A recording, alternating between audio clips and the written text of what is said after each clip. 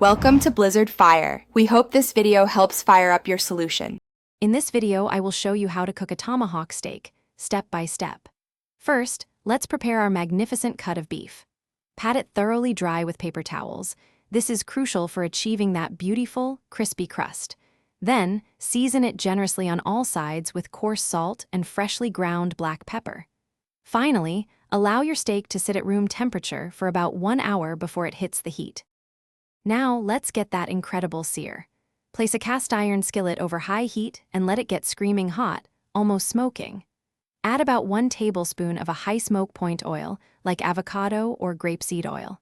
Carefully place your seasoned tomahawk steak into the hot pan. Sear each side for 2 to 3 minutes, creating a rich, deep brown crust that locks in all those delicious juices. After searing, we'll finish the steak in the oven. Transfer your beautifully seared tomahawk to a preheated oven set to 275 degrees Fahrenheit. Insert a reliable meat thermometer into the thickest part of the steak, making sure to avoid touching the bone. Continue cooking until it reaches your preferred internal temperature. For a perfect rare, aim for 125 degrees Fahrenheit.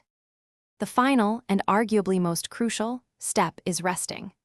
Once your steak reaches its target temperature, remove it from the oven and let it rest on a cutting board for 10 to 15 minutes. This allows the internal juices to redistribute, ensuring every bite is incredibly tender and flavorful.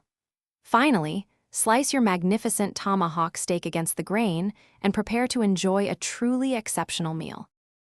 Thanks for watching. If you found this helpful, don't forget to like and subscribe.